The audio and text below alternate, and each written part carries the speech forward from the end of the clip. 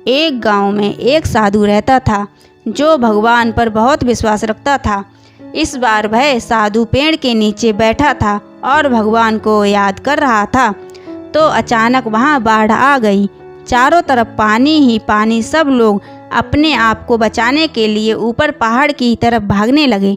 उनमें से एक आदमी ने देखा कि इस हालत में भी साधु जी भगवान की तपस्या कर रहे हैं। उसने सोचा कि ये अपने आप को बचाने के लिए कहीं जा क्यों नहीं रहे हैं। तो उसने साधु से बोला, अरे आप कहीं जा क्यों नहीं रहे हो? आप भी तो मेरे साथ ऊपर पहाड़ की तरफ चलें, नहीं तो डूब जाएंगे। साधु बोले, अरे हमें क्या होगा, मैं भगवान की इतनी तपस्या करता हूँ, मुझे कुछ नहीं हो सकता, मुझे भगवान अपने आप बचा लेंगे। धीरे धीरे पानी साधु की कमर तक आ गया। अब लोग वहाँ से नाव लेकर निकलने लगे। तो उनमें से एक साधु ने कहा, अरे पानी आपकी कमर तक आ गया है, आप हमारे साथ चलो। तो साधु ने कहा कि मुझे कहीं नहीं जाना, भगवान मुझे अपने आप बचाएंगे। और वहाँ नाव वाला भी वहाँ से निकल गया। कुछ देर बाद पानी इतना बढ़ गया कि साधु के सर तक पहुँच गया और अब लोगों को बचाने के लिए हेलीकॉप्टर निकलने लगे। एक हेलीकॉप्टर साधु के पास आया जो कि आखिरी हेलीकॉप्टर था। साधु के नीचे रस्सी फेंकी और बोला, इसे पकड़ो और ऊपर आ जाओ, नहीं तो आप डूब जाओगे।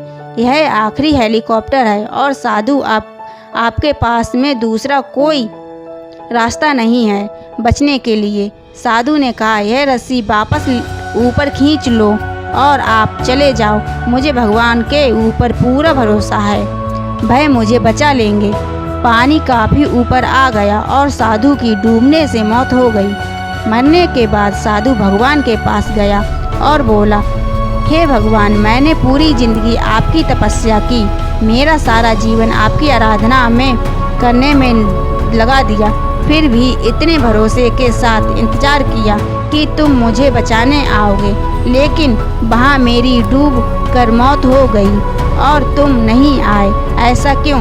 भगवान बोले, मूर्ख इंसान, एक नहीं 3 बार आया था, वो तीनों बार मैं ही तो था।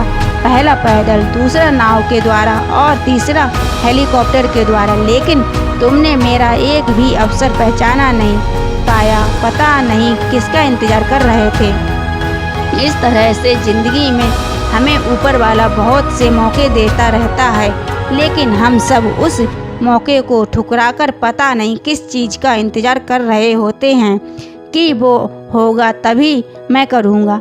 और इस बात पर अड़े रहने से एक वक्त के बाद वो मौका हाथ से निकल जाता है और हम कुछ नहीं कर पाते हैं। तो किसी भी अच्छे समय का इंतज़ार मत करो, जो भी करना है आज अभी से करना शुरू कर दो।